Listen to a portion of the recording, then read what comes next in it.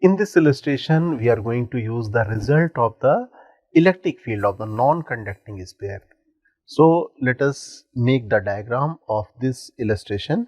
Here you can observe there is a sphere where the charge is uniformly distributed. This sphere is having radius capital R, and there is a cavity, that is hole of radius A, and distance of this center of the cavity to the center of the bigger sphere is B. Charge density is rho, that is positive, and we are interested to calculate the electric field inside the cavity. We know the result of electric field inside the sphere, that is a non-conducting sphere. We know the result, electric field is equal to rho small r divided by 3 epsilon naught. Small r is the distance from the center of the sphere to the point under consideration. That point should lie inside the sphere. We have discussed this variation is a linear, 0 at the center and maximum at the surface. But in our structure, there is a cavity. We have no direct formula for calculation of the electric field for such a structure. So here we are going to do one simple arrangement. Let us make this diagram again. We can do one thing. In place of this structure, we can consider there is no hole of a sphere, that is a sphere without cavity having radius capital R, plus there present a sphere of radius A at the same position of the cavity, but the sphere should have the negative charge density. So here we can consider this as a complete sphere without cavity, and also present a sphere at the position of the cavity with the negative charge density. So this is having the charge density rho, radius capital R. This is having the radius A and charge density minus rho. Now we are asked to find the electric field inside the cavity. So let us make position of the point, this point P. So corresponding position of the point in the bigger sphere should be at this, and for this structure the position of the point should be anywhere here. Let us define the position vector of this point P with respect to the center of this sphere. So let us make this position as small r vector. So here we should write small r vector. Let us consider point P with respect to the cavity center. So we can observe here this point is having certain distance from the center of this cavity. So let us define this distance as r dash vector. So we can make this position vector also at this position r dash. Okay, now you can observe here this point P is lying inside the bigger sphere. Also you can say this point P is also present inside this sphere having the charge density minus rho, and we have the formula as we discussed for this, that is rho r divided by 3 epsilon naught. If this sphere is having the positive charge, the electric field should be radial away in the direction of r vector.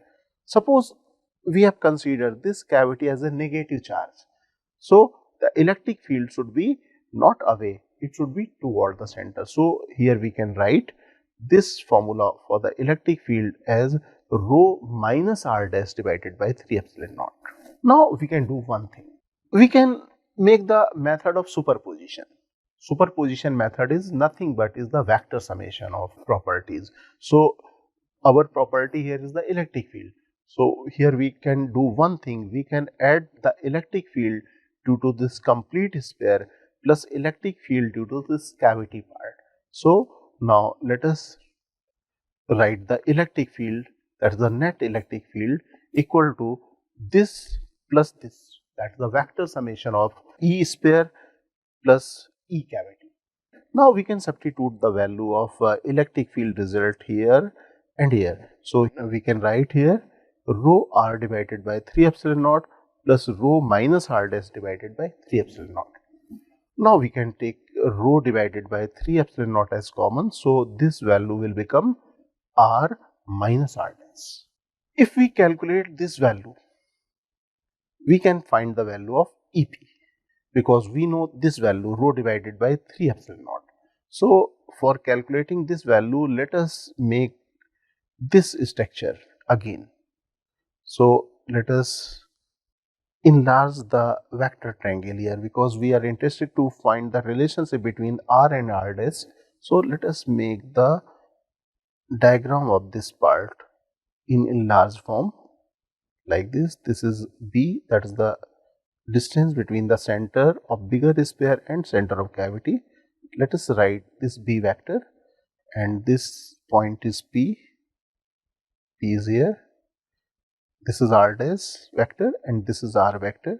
So in this vector triangle, what we can do, we can write B vector plus R dash vector equal to R vector. So here we can observe R minus R dash should be equal to B vector.